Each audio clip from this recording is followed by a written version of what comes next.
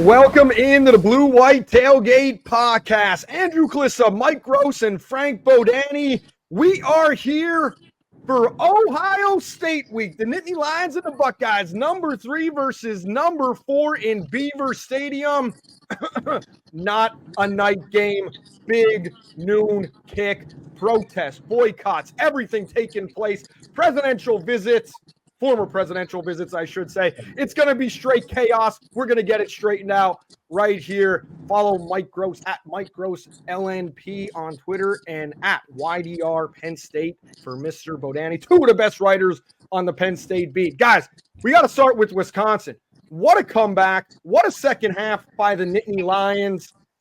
And, man, got to tell you, it feels like something special, almost like Grant Haley returning a kick is destined to happen with this team. He's our guest later on in the show. Mike, you were out jumping around in Madison. What was that game like? I was jumping around. There's no question about that. Yeah. I thought it was continuing with this pattern of 2 things: getting off to a slow start every week and having so many long fields for the offense to negotiate. I'm not sure. I don't ever remember this being such a persistent thing for any football team where they had to go 90 yards so often. And then the other thing was I just thought Beau Pribula in the second half, his presence unlocked the running game, and they ran the ball more effectively than they have since the second half of the Illinois game, which is now, a month ago. So I thought it was a significant win. I thought 2 weeks in a row they found a way to win when things were going against them a little. And obviously that's super positive going forward. Yeah. Could we just stop having guys getting hurt in the middle of the game, stars, as reporters go? That would be really helpful moving on. It's like, are you kidding? I mean, Drew Aller's going down. Denai Dennis Sutton's getting hurt. And it's like, to me, it almost feels like it's not that they're playing so badly in the first halves of these games. Things just do not go their way in the first half of games. Yeah. It's like, at USC, it's like they get a touchdown, it comes off the board. Yeah. On a call. All right. So then you have another play where, I'm thinking Julian Fleming holds onto that ball, he might score.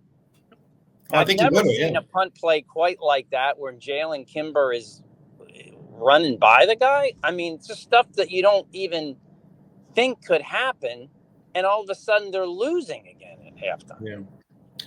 It does feel like on a snap-for-snap basis, they've outplayed teams. In some cases, they've outplayed teams in the first half and didn't have much to show for it in the scoreboard. Right. I think that's true. Yeah.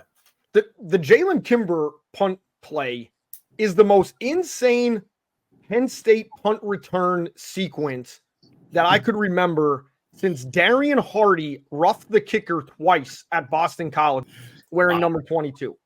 I'll buy that. I'm almost positive I know Darian Hardy was the first, and then there was a second. And it's the most insane because then Boston College went down and scored. And that sequence was a defining moment for me during the dark ages. Like, it really was. It was terrible. I was freaking when I saw that punt play. I was like, somebody's just got to make a tackle. Like, rule number 1, if you're there that early, you make it, just wrap them up. Right. Frank, since 1994, when you were covering the team, where does this rank in terms of the backup quarterback coming off and delivering a win? Whoa. Well, I immediately go to Matt McGloin's entrance at Minnesota, where Rob Bolden was basically concussed. I think Rob Bolden started off 9 of 9 or something crazy that day, right? Yeah.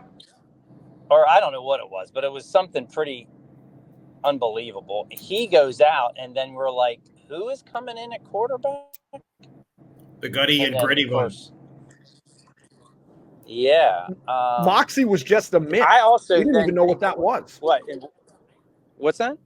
I said Moxie was just a myth at that point. We didn't even know what Moxie McGloin was. God love him. No, so that was a big one. Yeah, but I think this outdoes that. I think Saturday outdoes that by far.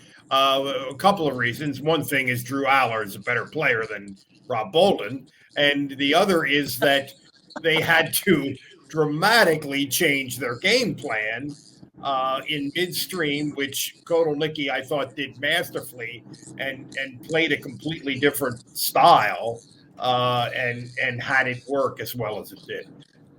Yeah, I can't stop giving maybe credit to him and the coaching staff, because it just seems like at times in the past they've had the players and the talent, and it just doesn't seem like, watching it, I have a lot of faith in what is going on with those players. I don't know. To me, it's like if something like this happens, I'm thinking Andy Kotelnicki is going to adjust and make the best use of it. I just haven't really felt like that in a lot of times in years past. Like something goes wrong and it's like you're not sure it's going to go right again. Yeah, you kind of feel like he's going to figure something out, quickly. That's true. Yeah, that's right. Very quickly.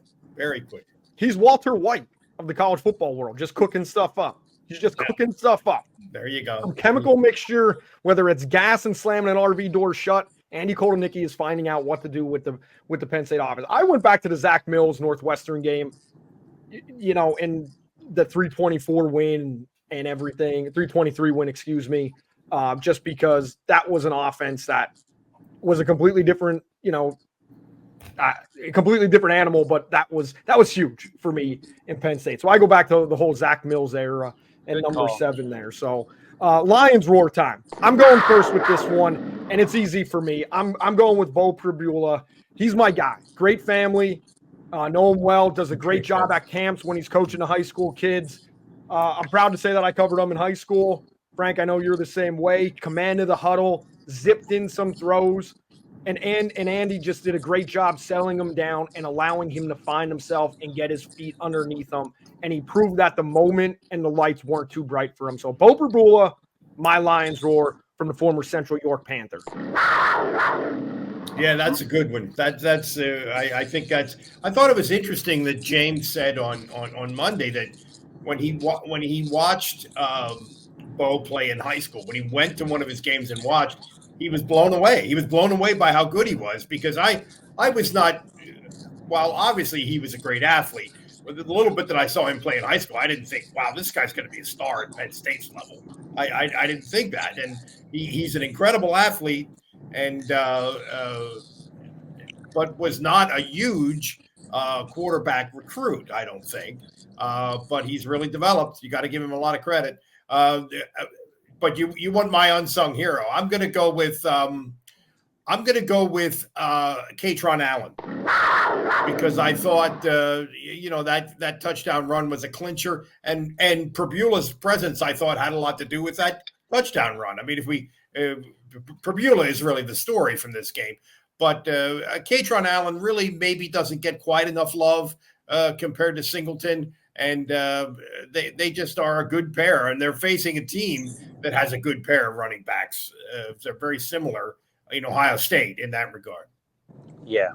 Well, for just a overlooked moment. Okay, I'm going to go to Jalen Reed making the interception, because that play turned, to me, the momentum of a game as really much did. As I've ever seen, almost.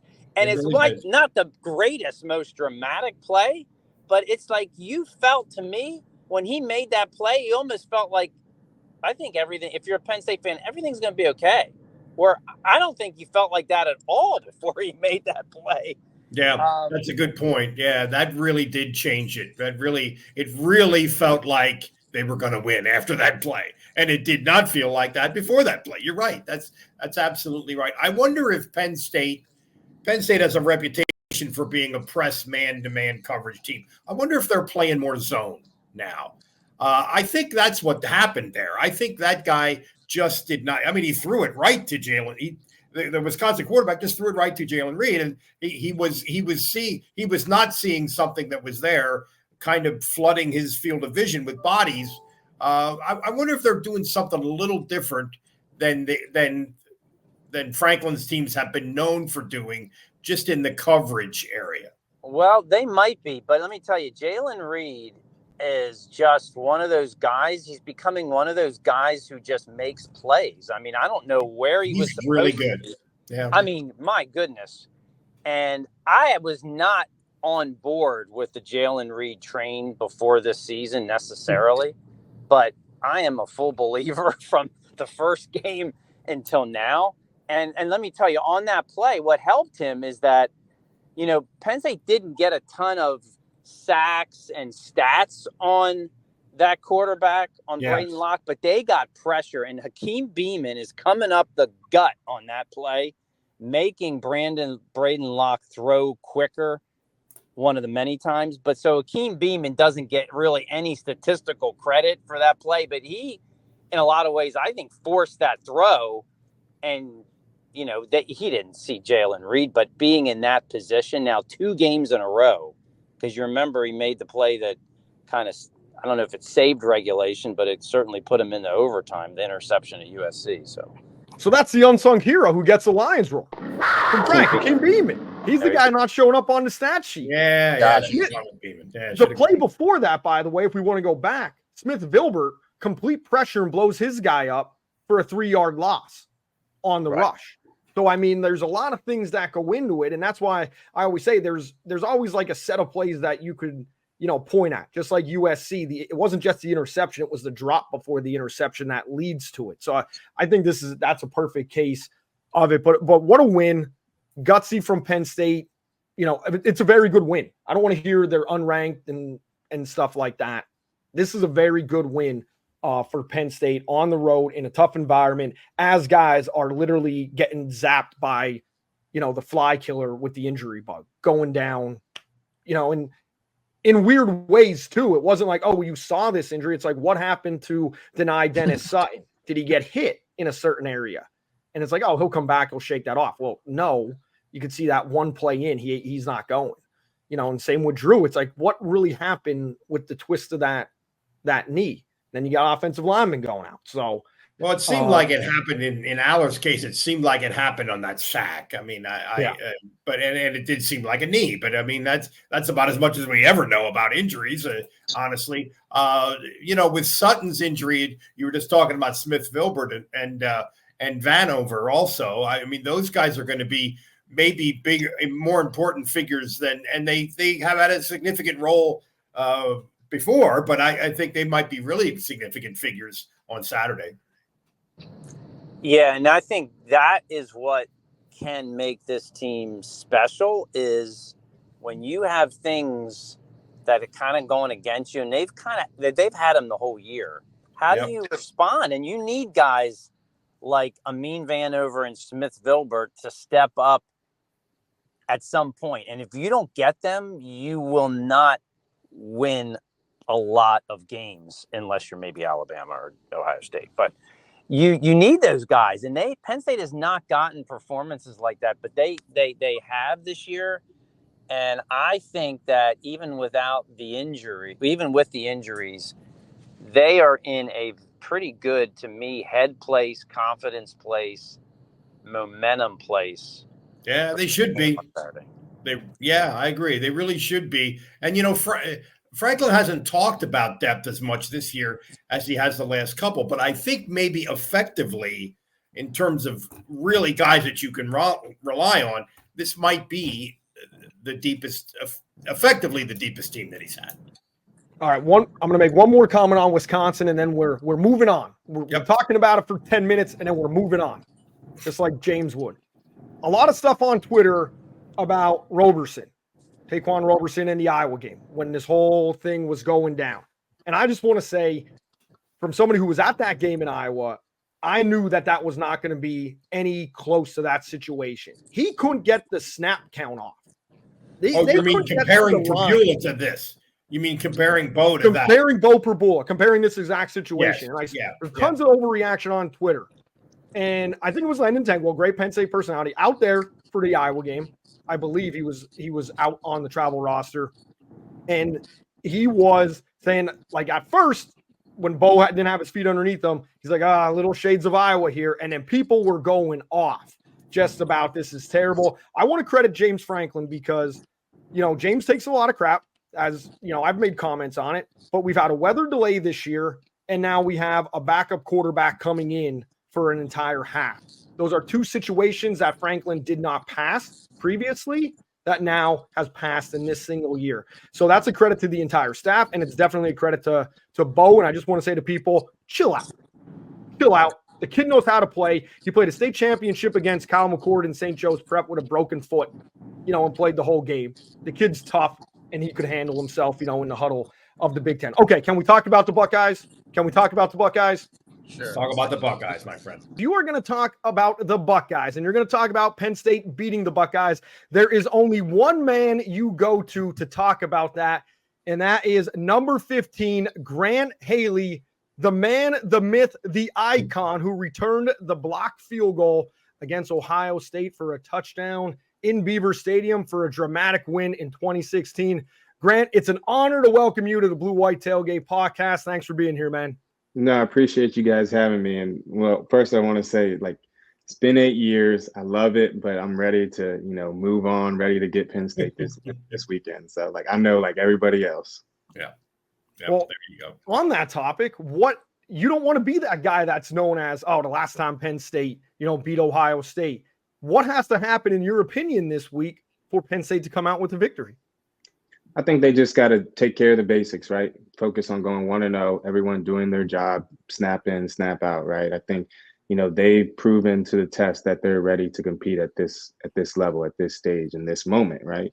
And so now it's about executing each play 1 second, 6 seconds at a time, right?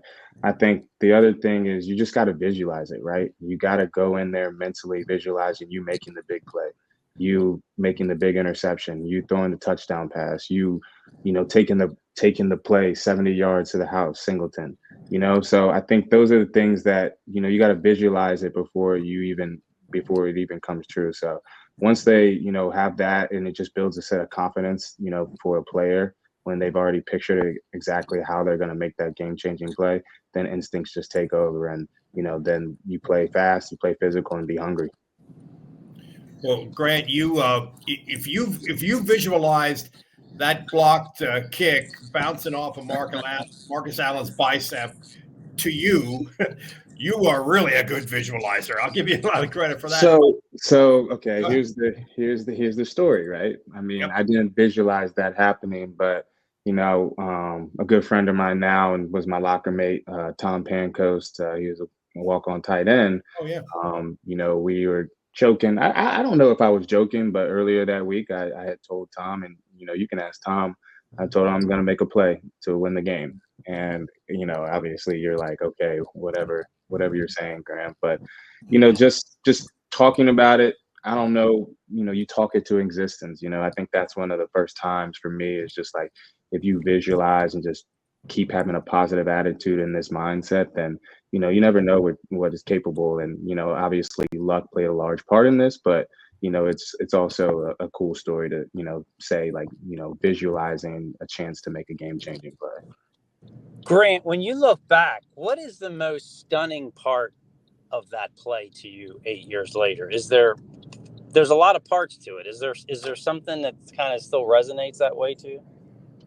I think just truthfully, I think it's the execution of the whole team, right? I think earlier, I always talk about it earlier in that game, Marcus almost had a chance to block that field goal earlier, and you never know how it would have gone. I think timing, luck played a huge part about that, and the execution of Marcus, talking to Coach Huff and saying, "Where's the block point? Where am I trying to get to the aiming point?" And just doing their job. I remember, for me, just running off the edge and acting like the ball would hit the ground and pop up in my hands. That never played out one time in practice, right? But it's just repetition and doing your job and just being in the right place at the right time, right? And doing your job, being in the right place at the right time. And then obviously I think for me, it's always just the ball just landing perfect, right? And I think, that ball could have bounced plenty of different directions, but it just bounced into my hands, and I was fortunate enough also not to get caught by the kicker. So now we can, all smile and say, we are. Yeah, that kicker could motor, man. Absolutely. He was moving. You don't want that on the resume, getting run down by a kicker. So we've talked about the play. We might as well show the play. And since you mentioned Coach Tuff, we'll call you a neckton. Two necktons making a play here, Marcus Allen and Grant Haley in 2016. The field goal team out here because this is a career-long attempt for Tyler Durbin, who's super reliable inside of 40. This is from 45, and it's blocked. Lions scoop it up. Grant Haley will score.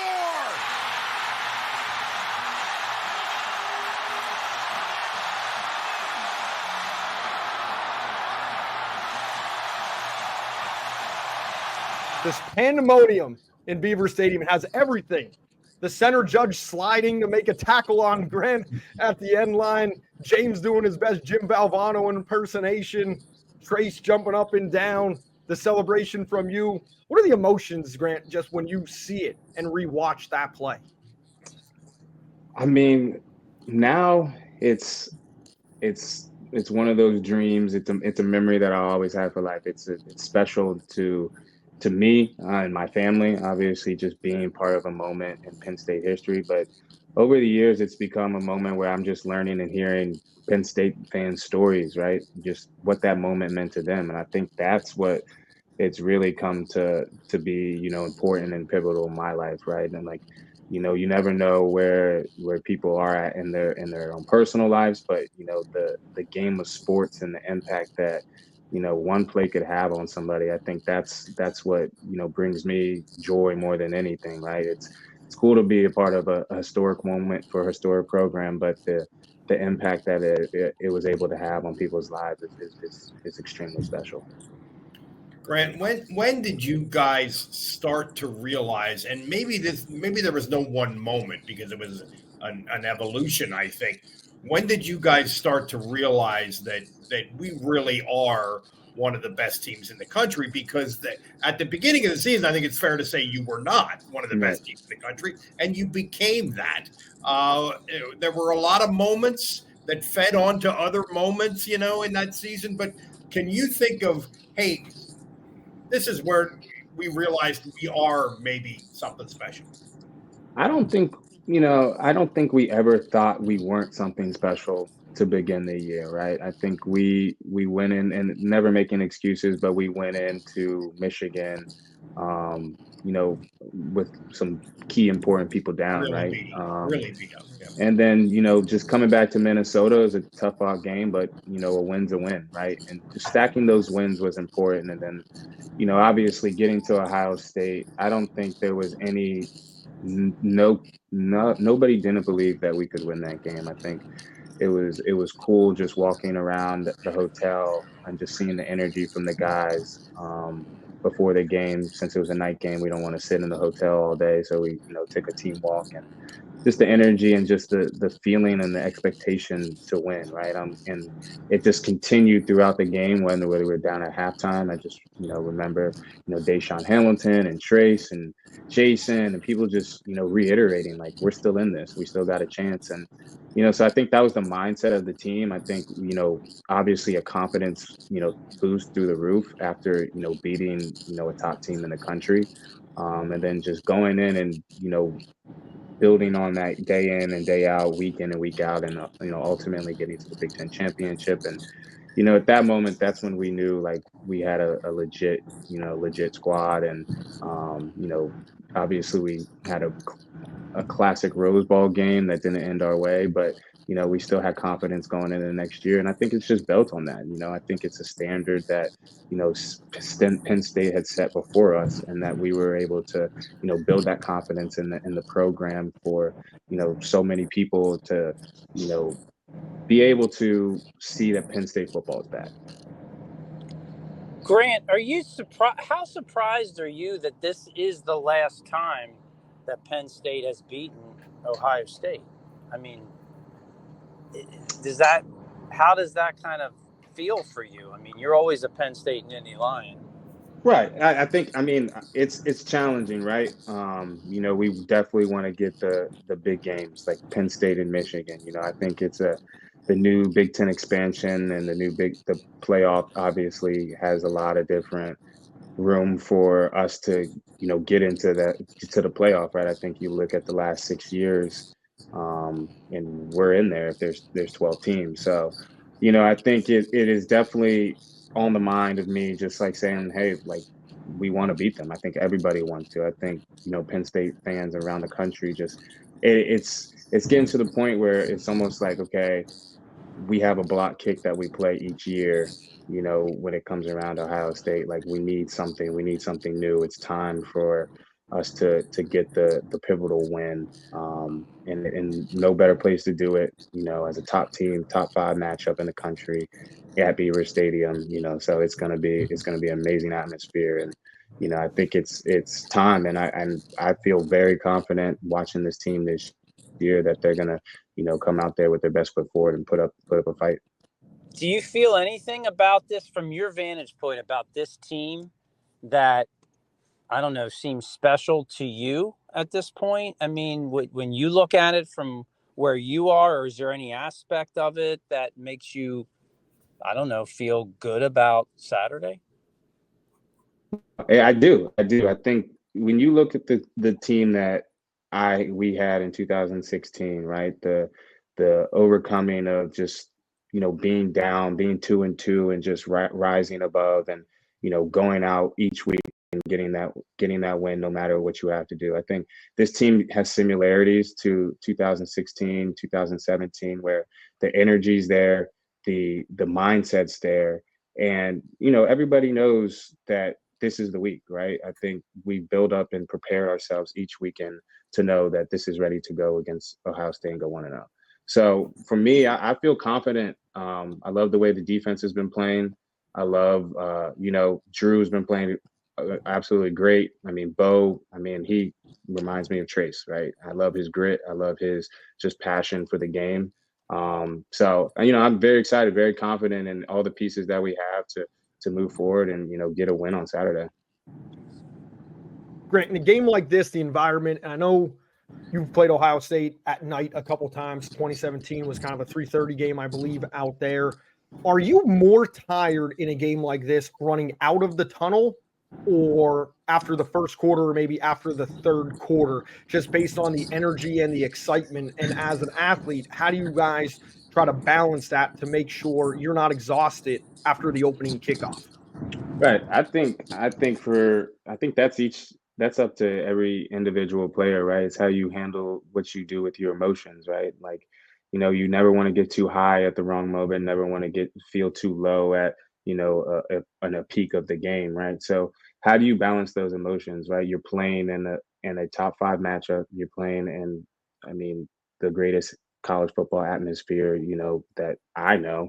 So it's just how are you able to settle down, and you just think about what you do in practice, right? You practice day in and day out and just follow, trust what your coaches. We got some of the best coaches, in the country, and being prepared makes you fly around fast, have fun, and feel free, right? When you're not prepared, that's when sometimes the energy levels drop if there is something that, doesn't go your way, right? I think you just have to have the mindset to continue to fight, and then at the end of the day, the result will take care of itself.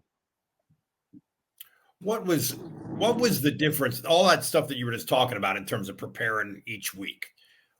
How was the NFL different from college in that regard? Maybe there's less emotion involved or whatever, but how was the week before the game? How was that different in the NFL than it was in college? I think you do. There's similarities and differences. I think, one thing is there's a lot of more above the head, practice, right? There's a lot more mental reps just because the physical toll of, the season and just the injuries and going to play. And you have a 53-man roster. So you're really doing a lot of more mental work in the film room. It's in college, you obviously have class, but you're still in the meeting room 2.5 hours. So I think the difference is just being able to take care of your body throughout the week, right? Like, how do you become a pro at recovery? Because if your body's not working appropriately, then you're almost hurting yourself and you're hurting the team. So I think those are the little details, is just the study of the game, because the physicalness is football, right? I think at every level it is going to be a physical toll. But if you can be a student of the game and pick up on things and keys and just be playing faster than everyone, that's an impact. But if you can, take care of your body day in and day out, I mean, that's, your body is your temple. I remember Coach Smith, that's what he used to tell us when we were in college. And he was never more true, because, if you're not available, then it's hard to make an impact. Feel like 8 years later, as a former Nittany Lion, you're kind of part of a hundreds upon hundreds of guys who played football there. It's a family that's different, I guess, in a way than when you're actually playing and going to school, right? I mean, what's that like? I mean, how often do you get back to games and connect with these guys? So for me, now that I live in Pennsylvania, I mean, I'm coming up this weekend, so it'll be my second time coming up. I try to get back, at least once a year.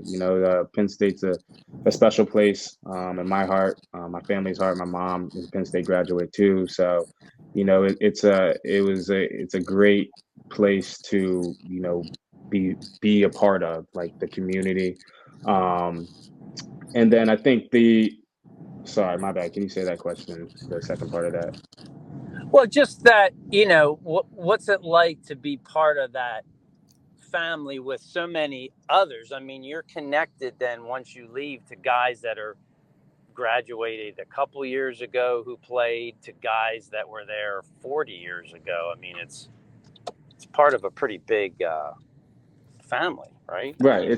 You're absolutely right. It's a special brotherhood, right? I think, and the one cool thing that, when I got to the NFL is, coaches in that level, they think highly of Penn State players, right? They think they're a different breed from when it comes to being physically ready, but also mentally ready, and mature wise, right? I think that's a difference maker for Penn State. And just the brotherhood of being able to, count on guys and relay on guys, and have the respect for the people that came before you. I think one of the things for me is, people talk about 2016 a lot, but I think of guys, even before I was committed to Penn State, like Michael Maldi and Allen Robinson, Adrian Amos, people who were stuck by Penn State in times where, not a lot of people, especially in today's environment with NIL, would do. Right. So I think, for me, I think that was the greatest thing I had, was having Coach Smith in my meeting rooms, because being able to see his perspective as a player here, and know the heights that Penn State had been at, and know the legacy of Penn State, was tremendous, and just my appreciation for the university, but the football program, and knowing I was a part of a brotherhood that, whether 10, 15 years from now, that everyone's going to be there for each other.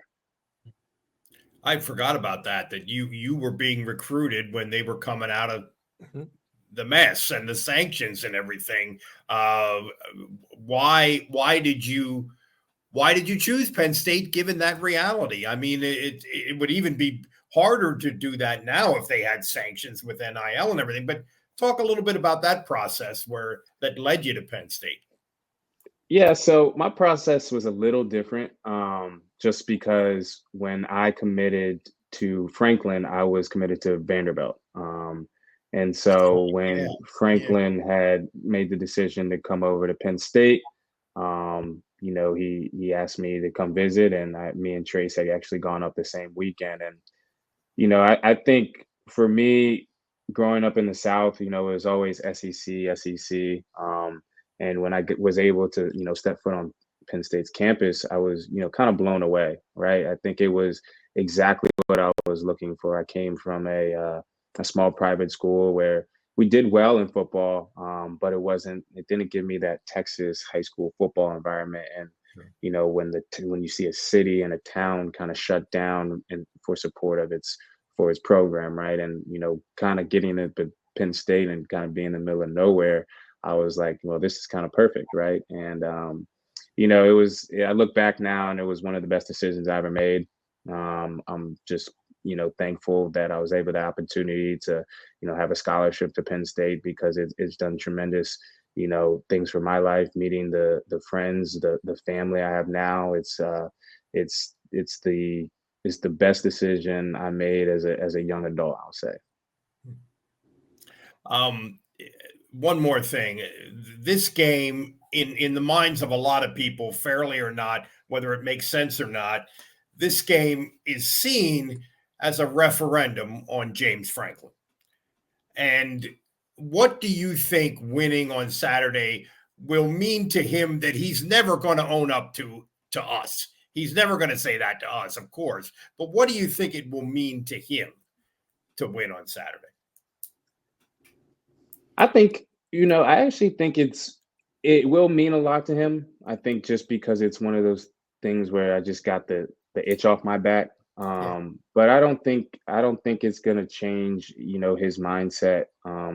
It's still going to be 1-0 every week. It's still going to be just going out and doing your job, because now you beat a big dog like that, and now you're a target on the back, right? So I think for him, it will mean a lot, just because, it's obviously been 8 years. It's obviously been a topic every single year.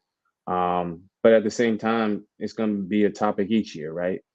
Are we beating the top teams, right? So I don't think it's going to, alter him that much. Obviously, it will be very exciting, but I think it's just moving on to the next opponent, because I think, it's going 1-0 each week to get to the ultimate goal, right? And now we have visions of not just beating Ohio State, but winning Big Ten championships, going to national championships. So there's still the mindset of, okay, it's just this is a hurdle that we've just got to get over. And once we get over that, we know, we're capable to be a part of this Big Ten and national championship conversation. Grant, I got one last question for you. And, assuming Penn State beats Ohio State on Saturday, some crazy things are going to happen, from the students in the stadium to going downtown to whenever they shut the lights off, close the bars. I remember in 2005, I was, wearing this shirt like after everything happened, had pepper spray in my eyes from running through it. So from the time you blocked the field goal to the time you went to bed, what was the one craziest thing that happened to you? Whether it's a teammate jumping on you, maybe it's almost hurting you on the sidelines, or a fan just bum rushing you down as you're like walking to Nittany Apartments, or what's the one moment that sticks out that you're like, that shit was crazy? I don't know if I can say it, but I'm joking. I think just the whole night was just crazy, right? I think for me, it was, my phone was blowing up. It was still so surreal. Like, I really just couldn't put into words. Everyone kept asking me how to feel, and I blacked out mentally running back. So, just even walking back from the stadium, just seeing the crowd and people just going crazy, and then even trying to get downtown. Remember, we were trying to get downtown, and it was blocked off, and there's horses, and people are obviously climbing light poles, and so just the whole scene was something that it was special. I can't just put one moment in it. I think just from everybody singing the alma mater on the field after the game to seeing my mom on the field, like, it was there's not one special moment or just crazy. I think you can't replay that ever again, right? I think that was just, all of it was that one crazy moment. Very cool. Well, it's a moment that changes people's lives. They still get text message. I know exactly where all my friends were, because they're always reminding me about it on this week. And you change people's lives, man. You're a Nittany Lion icon, and we really appreciate you taking the time to be here with us today on the BlueWhite Tailgate Pawcast. No, thank you guys so much for having me, and I'm excited to get this win this weekend, and we are. There you go. Oh, thanks, Grant. Awesome to be able to catch up with Grant Haley, the man who delivered the last win, hard to believe, 8 years ago against Ohio State. Penn State should have 3 in a row. I'll contend that till the day I die. Let's flash it back. 1994, Nittany Lion flashback right here. 63-14. Number 1, Penn State over number 21, Ohio State at home, leading 7-0 after the first quarter on a Kajana Carter 20-yard TD scamper. In the second, the firepower comes out. 2 more scores from Kajana, a touchdown reception by Bobby Ingram and Mike Archie. Penn State adds 4 more scores in the second half. They had 33 first downs to Ohio State's 12. Listen to these stats. 286 rushing yards for the good guys, 120 for the Scarlet and Gray, 286 passing yards to 94 for Ohio State. Kajana, 137, 4 touchdowns on 19 carries. Kerry Collins, 19 of 23 for 265 and 2 scores. Bobby Ingram, 5 catches for 102 yards. That is efficiency. Kirk Herbstreit, who did Ohio State Buckeye radio at the time as a sideline reporter, looked completely befuddled on an ESPN interview. Just could not believe what he was seeing. Dick Vermeil had so much fun with the telestrator at halftime, as you could see Dick drawing all these caricatures on your screen. And by the way, Bobby Ingram made the single greatest catch I have ever seen made at Penn State. Sorry, Parker Washington, Allen Robinson, and Jahan Dotson. And then Penn State dropped in the AP poll to number 2 because Nebraska beat Colorado. How's that for a flashback? Did I encompass the 63 to 14? I'm speechless. I'm not speechless. I've never been speechless, but I have nothing to add. I'm stunned by the thoroughness of that recap. Well, the only thing, though, I do love Bobby Ingram's rubber band man catch, but you're saying that's the greatest one you've seen in Penn State. It's humanly impossible to do what he did. Okay. I'll contend that. Like, it can't be done. It cannot be done. As Kajana Carter said after that game, and Gordy Jones told me this, he said, that stuff don't make no sense. You're talking about that catch. And I quote, that stuff don't make no sense. Good He point. defied physics. It did. And it's the body twist and everything. I mean, there's great catches all the time. OBJ and reaching back. There's great catches all the time. That one just defied physics. All right, number 3, number 4. How do we see this matchup going? At times I'm confident. I'm like the Himalayas. Confident and then down. Confident and then down. Where we at? Well, I'm not like the Himalayas, but I feel like Penn State has – I think Ohio State has an advantage in the wide receiver group. I think they're very similar teams in most of the other areas. I note that last week, Nebraska's tight end, who is a good player, but he's not Tyler Warren, had a really good game and caused a lot of problems for them. And I wonder if this is one of those games where Ohio State won't be able to – will have a hard time matching up with him. Now they do a lot of the 3 safety thing too, as Penn State does. But I wonder if for as good as Warren has been, other than the USC game, which was like a Heisman-type performance, other than that game, he really doesn't have a lot big yards per catch. He really hasn't stretched the field a whole lot. I wonder if they will be able to make that work, seam routes and that kind of thing, and another new wrinkle. I wonder if that's the edge that Penn State can have that maybe can nullify, I think, the big edge that Ohio State has at wide receivers. Yeah, I mean, there's so many storylines, and we don't even know who's going to be playing for Penn State, which is strange. Like, there is still love Beau Pribula, but I mean, it's still a big difference envisioning this Penn State team with Drew Aller at quarterback than Beau. I mean, so to me, it's no matter what, Penn State's got to take the advantage that they have with their mojo and just overwhelm Ohio State. What's the way they looked last week? Confused, down, disinterested. I mean, it's kind of concerning because when you throw an all-star team together, like they basically have, and things don't go quite right, you start to wonder if you can get it the way that you think it should be. And I don't know what to expect from Ohio State, because if their passing game is on, like Mike said, they've got 3 receivers that I don't know how Penn State or anyone else can stay with them. Yeah. Right? Yeah. And if they can do that and open up their run game, but yet, can they do it? I mean, we don't know. I mean, they have who's blocking for them at left tackle. That's a huge concern. But it's even, to me, it goes beyond that. They don't look like the team that they should be on paper. And maybe it's just one especially offensively. Especially offensively, Yep. Frank. Yeah, I think that's right. Yeah. Would you say pedestrian? Is that I don't want to mean that as like an insult, but for what that $20 million roster brought in, and Desmond Howard's the one that brought up the $20 million and the way things are going in that locker room. He's a little biased. I realize that, the former Michigan Heisman winner, but he's going to be at the game for College Game Day. And he's the one that brought up the $20 million and things just not looking right at Ohio State.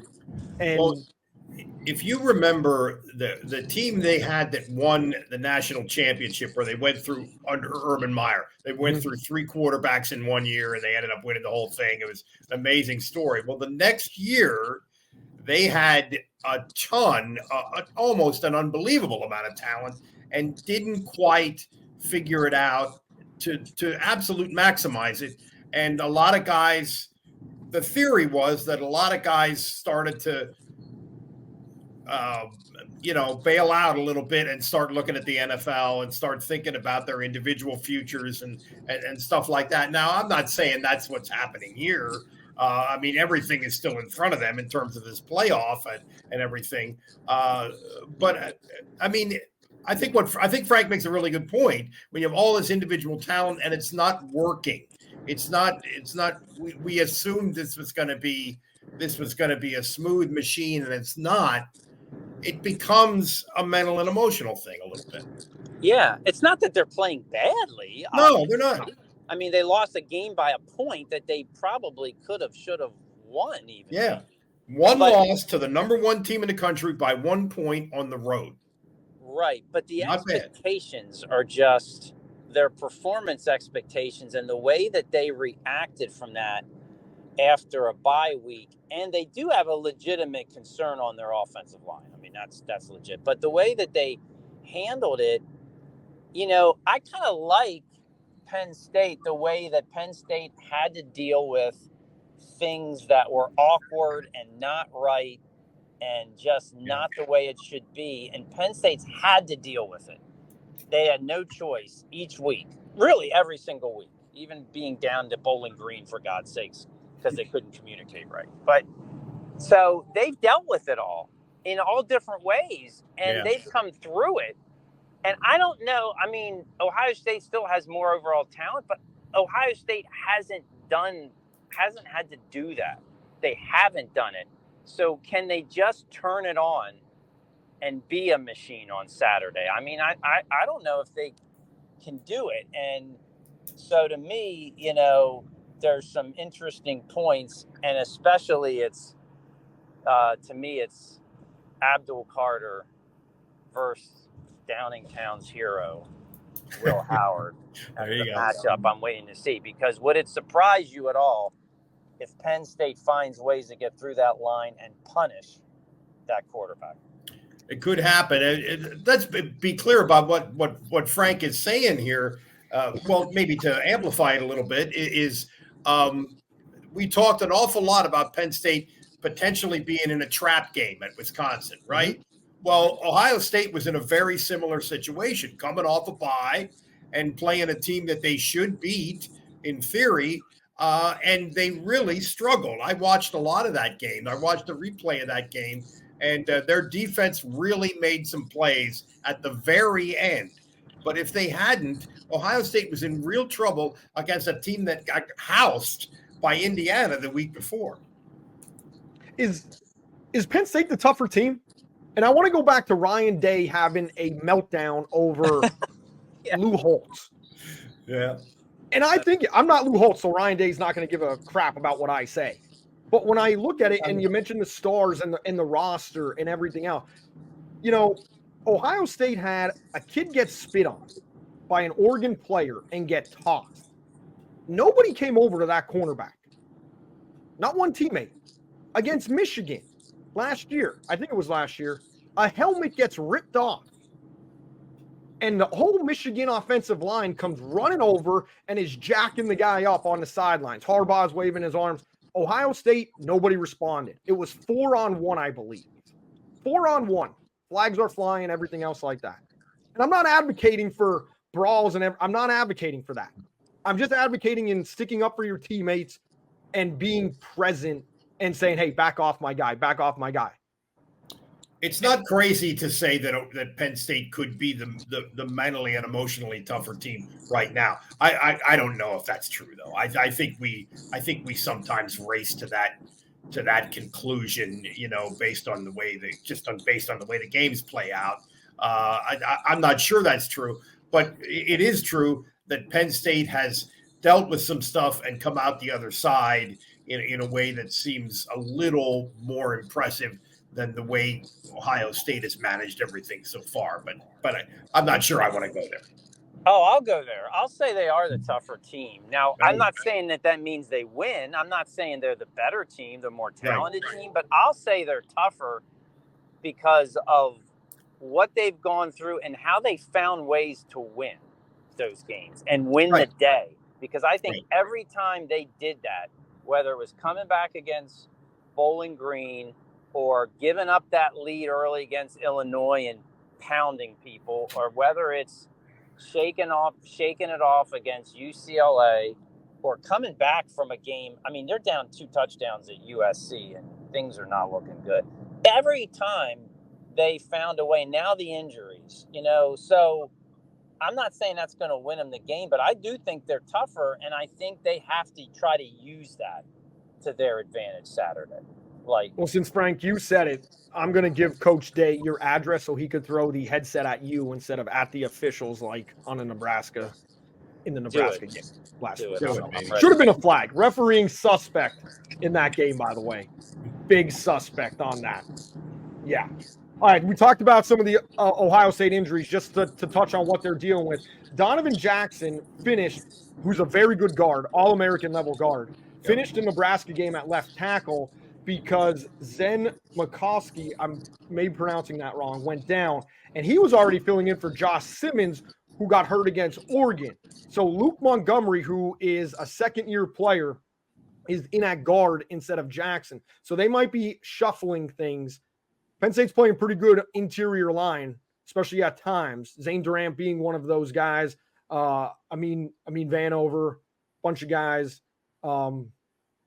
There's some things that Penn State might have for the first time in a while an advantage on the interior line going up against Ohio State. Now Ohio State does get a break. They have Arville Reese, a reserve linebacker who was on the field at the end of the Nebraska game. He won his appeal. That, to me, that's very big because depth is very important.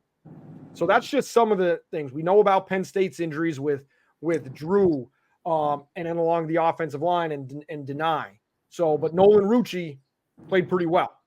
Yeah, he did. We should mention that the kid from Lancaster County and played all or almost all the second half, I believe. And that's when they ran the ball most effectively, and that's when they won on the line of scrimmage on offense for sure. I mean, they won the second half 21-3 with a backup quarterback and a backup tackle and a backup defensive end. Pretty impressive. Well, yeah, and it shows, I think, despite all the injuries, I think this Penn State, if we look at, say, defense, they have more speed and athleticism on all 3 levels than any James Franklin defense. I'm not saying it's necessarily the best defense at the moment that they've had under him, but it is they're very athletic and fastest and most athletic. And I think they can swarm and they can do things like you can't really run outside on them at the moment. And it is hard to run outside on them. Yeah. Think about the West Virginia game where they tried to do that. West Virginia tried to do that a lot, and it was ridiculous how ineffective that was. Yeah. So there are some advantages that they can take, I think, in this game, despite the other uniforms that show people we're Ohio State and we've won, 7 straight games again. You take that away, and I think maybe this Penn State team might be able to take that away a little bit. Like, it's another team, and we're actually better than them at certain places, and we got to take advantage of our advantages. What are those advantages to you, Frank? I think defensively up front on their line, they can have an advantage in this game. Like that might be true, and that hasn't been true very often in this rivalry. That might be true. Yeah. And it's not just a few that they have seniors in depth. It's a guy like Zane Durant who can make things happen, who's playing really good. You know, he's a guy, and I mean, they haven't really had to deal, I don't think, with someone like Abdul Carter yet, who can go different places. And we haven't seen Abdul Carter really, to me, I hate to say win a game, but I mean, take over a game, take over a time in a game. He's doing better. He's making more impact. But I mean, this is like a chance this is an opportunity for someone like him, for Zane Durant, for, you know, some of these, for guys like that Ohio State maybe hasn't had to deal with when they're a little shaky. And there you go. And I think they do have an advantage overall right at the moment, I think, with the run game. And it's interesting that if you're playing your backup quarterback, that is even more emphasized. So that's something to watch.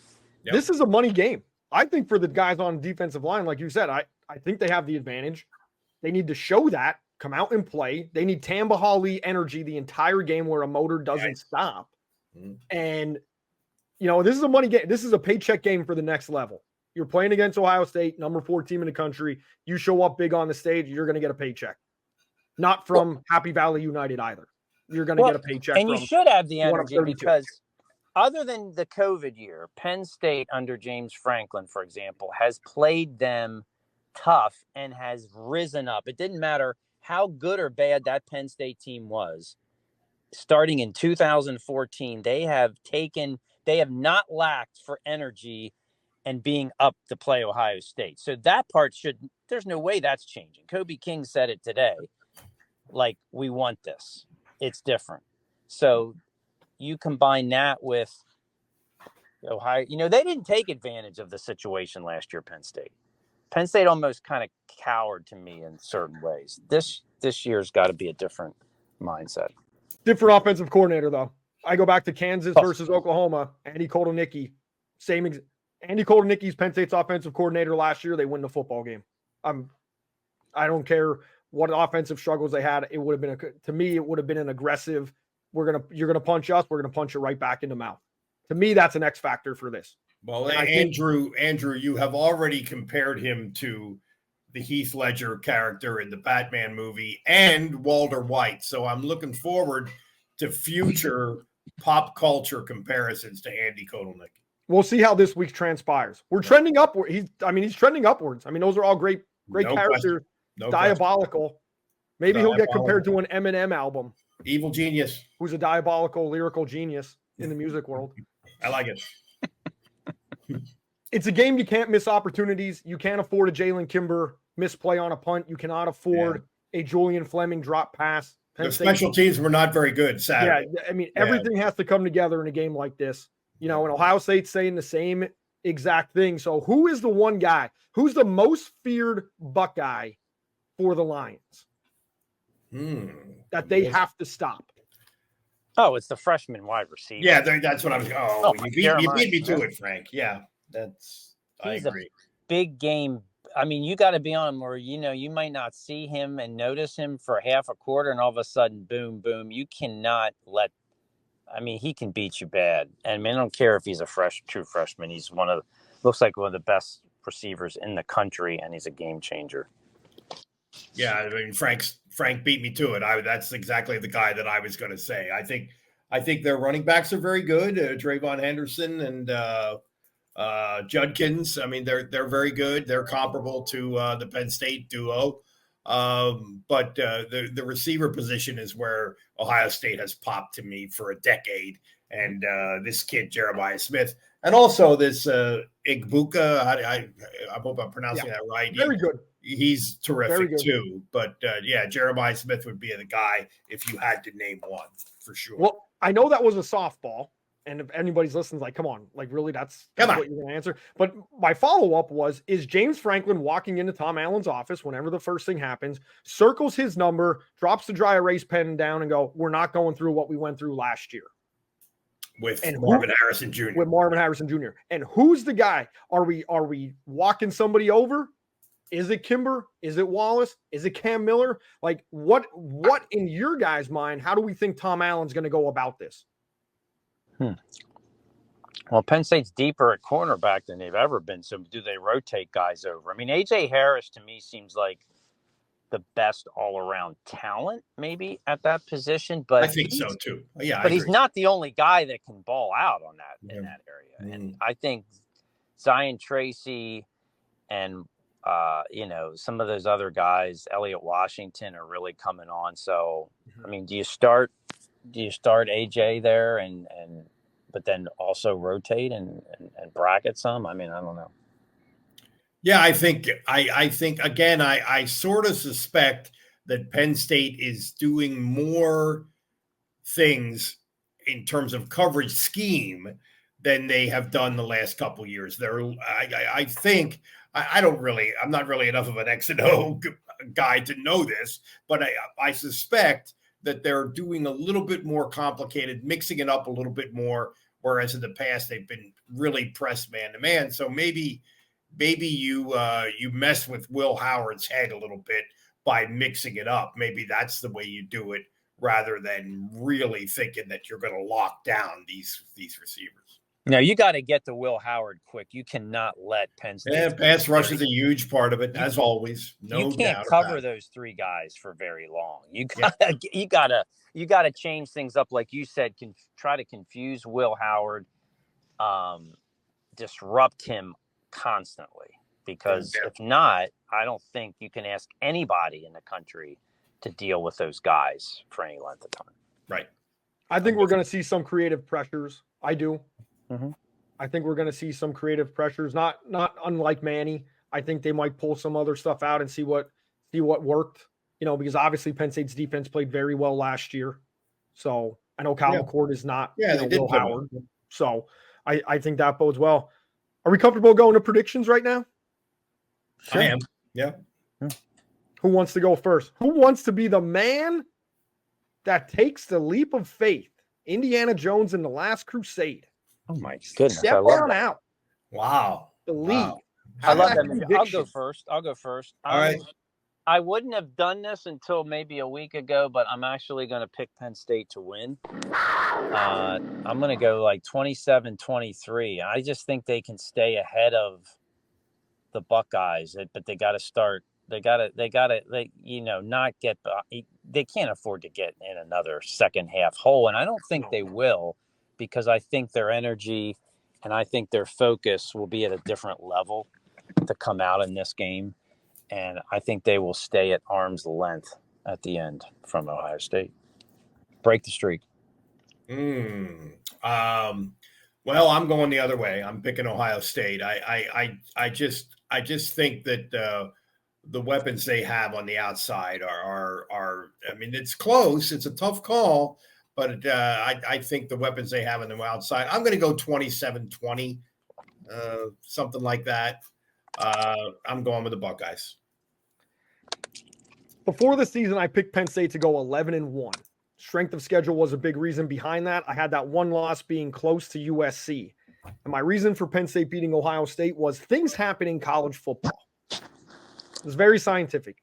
Something has to happen. Grant Haley said it earlier. He's tired of it being, 8 years ago and he being the guy. Somebody's going to make a play. And it's going to be a noon game. And the stadium is still going to be jacked. I don't know if the students will get in before 1 o'clock with extra security measures or how that's going to happen. But something's going to happen. Am I confident in this pick? No, because I don't like how Penn State has the injuries. And we don't know about the quarterback situation. And I'm not 100% convinced with how Penn State's played. I know, Frank, you said you got on this last week and that changed your pick. So, but I'm sticking with my original preseason prediction. And I am going Penn State to win 24-23. It's not going to be a last-second kick that Penn State wins it. I think the defense is going to hold up. I've played this out in my mind. I've slept on it. The defense is going to hold up, keep Ohio State out of the end zone, and a Hail Mary is going to come up short for Ohio State. It's going to come down incomplete. I think that's how it's going to play out.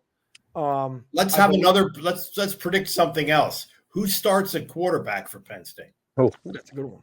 I think Drew Aller starts at quarterback. Do you? I think Beau Pribula does. I'm going to go with Drew because I think by James being we don't know yet is putting it into Ohio State's mind that they're doing. He thinks Ohio State's going to do this and back and forth, and then James thinks this and transitive property. So I think it's going to stick with Drew. Yeah, there's a lot of that going on, especially with him mentioning Grunkemeyer for the first time. Yeah, it's all for show. That's what I'm going. Really, in terms of that kind of stuff, he's really empty in the chamber, which he should. This is it, man. He's a psych major from the great school of East Stroudsburg. PSAC psych major. No more needs to be said. So you're going with Beau. Frank's going with Drew. I'm going with Drew. Okay. And I see a lot of Beau being worked in based on the run game. Yes, I think that will happen. I'm sure that will happen. Yep. All right. That's it. BlueWhite Tailgate Pawcast for Ohio State. And if I don't know if I want to ask you guys to endorse a pregame show, but I'm endorsing College Game Day as a former Fox local affiliate employee because I hate big noon kicks for primetime games. I like college. I like College Game Day a little better. Don't always get to see it, but sometimes I do. When they play at night or whatever. I like Herb Street. I've been a big Herb Street fan for a long time. I don't think they have somebody like that.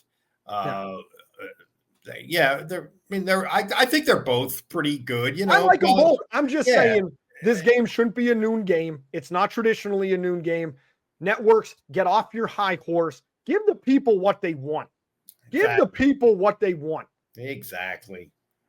Tell couldn't them have said it better myself. Give a 6 o'clock game or something. Come up with something. Come on. Programming's not that great across the country anyway. Absolutely. All right. That's it. BlueWhite Tailgate Pawcast. It's Ohio State week. Rush the field responsibly, people. Have fun later on that night. Don't do anything your parents won't do. That does it. We'll see you next week.